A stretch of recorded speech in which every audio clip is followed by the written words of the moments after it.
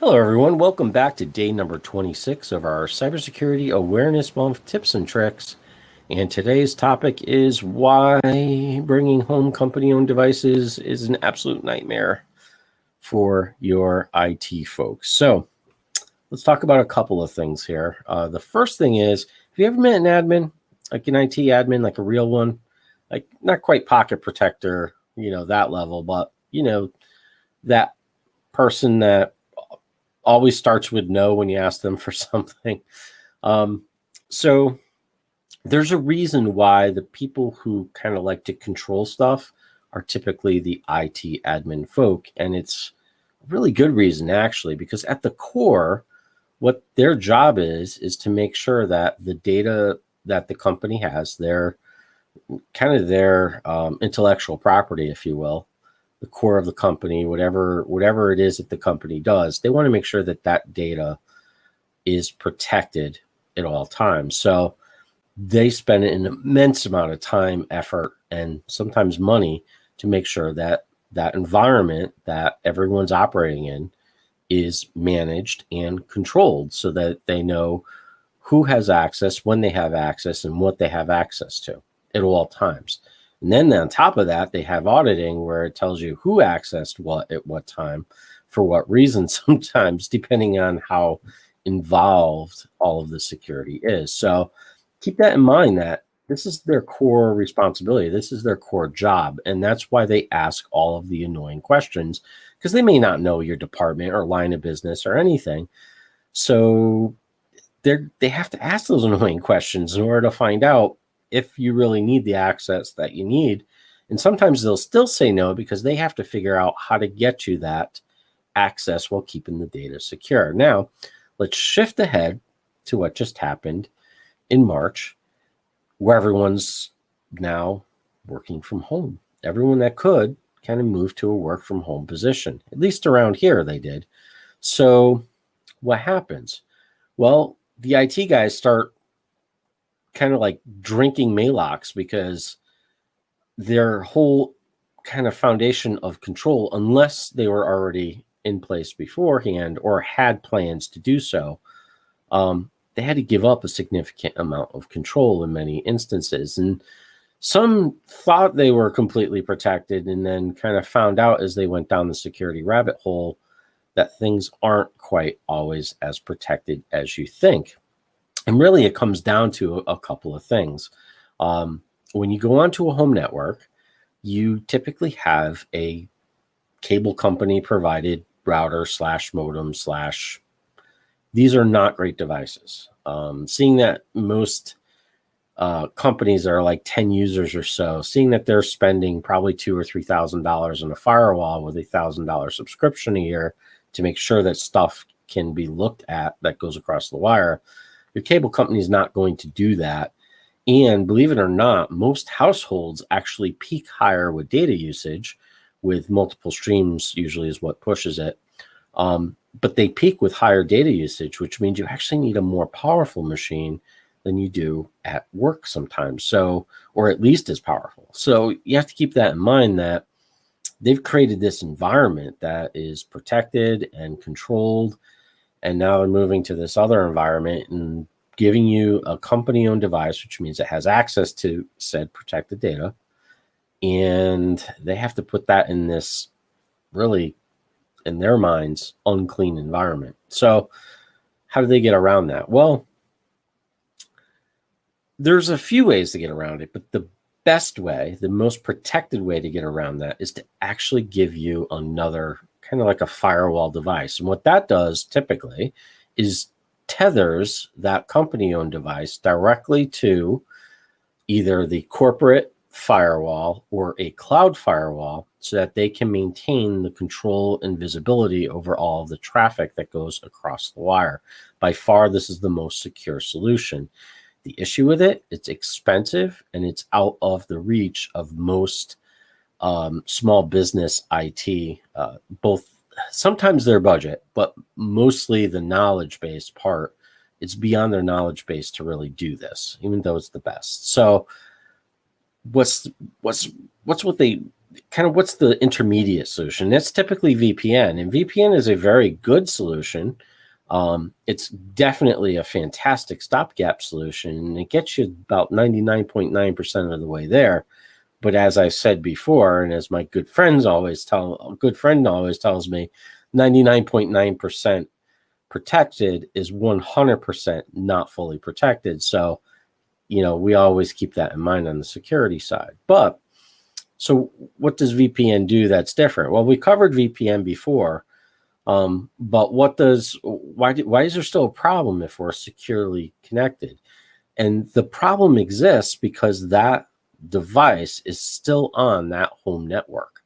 And even though we have this VPN tunnel, there's traffic that goes from that, let's say, dirty network that's directly hitting that computer. And you can do some really fancy stuff, and most of the VPN tunnels do this, where they block all that traffic, et cetera, et cetera. But if there is a 0-day, which if you've been watching, you know what a 0-day is, but if there's a 0-day exploit, there's no protecting that device. Whereas if there's a 0-day exploit and you have that other device in your network, that traffic's never going to get to the laptop, so it's never going to get exploited, as opposed to being just on the home network. And this is the other piece, where there's potentially compromised devices. So most of us tie our phones to our home network. We have those streaming devices. We talked about IoT a couple of episodes ago. Those are the toasters, the refrigerators. Those are the devices that even if they have a flaw, they're probably never going to get an upgrade to correct it. So they're going to perpetually have this flaw there.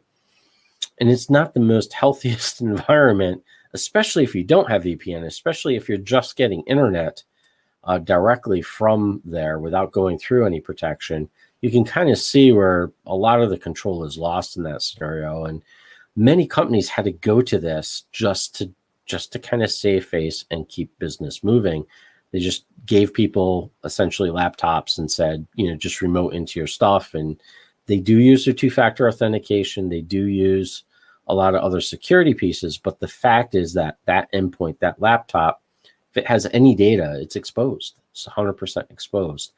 So there's that aspect. So that starts getting them going with the Tums, probably drinking out of bottles of Pepto-Bismol or Maalox, probably by May time, as all of the cybersecurity threats and numbers started skyrocketing, because the bad actors knew this was occurring. The bad actors targeted it, and the bad actors were actually making progress in getting things in. So let's go to the other aspect of this, and that is inside of a corporate entity, inside the corporate network.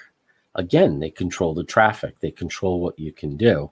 Well, if they did this in a rush, they may have inadvertently allowed you to install technology that might help you do your job, which at face value, that sounds fantastic, right? But the reality is, IT folk call that shadow IT. And shadow IT is bad for many reasons.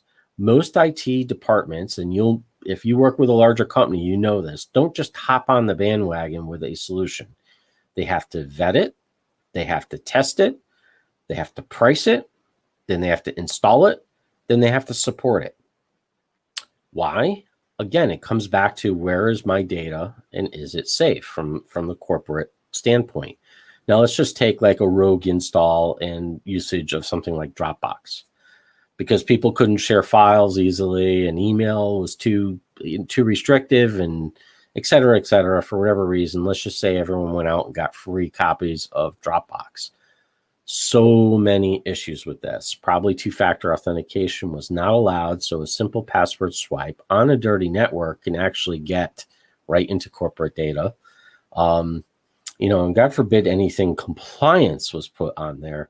They're out of compliance immediately. So this really brought some severe concerns up for most of the IT. So for these two reasons alone, you can see why bringing devices into networks that aren't controlled by the company is just a scary, scary proposition to your IT folks. So I hope this was informative. I hope you kind of get the gist of why This was such a huge cybersecurity risk with everyone moving home at once. And hopefully your company has kind of stepped up or changed or controlled this in some manner. And even the small guys, you really have to question. First of all, anything that's free is pretty much out of usage if you're dealing with anything that is either compliant or is really the nuts and bolts of your business. You do not want to use free, because always, if something's free, you're the product, which means your data is getting harvested. So read those terms of agreements and all of that stuff, or hand it to your lawyer to read it, because chances are you are not protected. That stuff's not backed up, and it doesn't mean that you maintain unique ownership over that data. Keep that in mind. Google Drive comes to mind immediately. Free Google Drive. If you read that agreement fully, you give up some rights on that data. Not necessarily ownership, but definitely on the privacy part of it. So keep that in mind. And want to push again, this Thursday is our last of our webinar series, and we are doing live hacks. So you're going to see some stuff, not so much this. We may do one thing that's kind of something you can do through a home network, through an IoT kind of thing, but we're going to be doing those pretty exciting live demos to show you how easy it is for the bad actors to actually get into stuff. And yeah, gee, someone asked me, am I going to be able to sleep at night? And I said, I don't know. It depends how unprotected you are. So keep that in mind, but sign up for that. The link is down below. And until next time, stay safe, stay online, and have an awesome day. So long.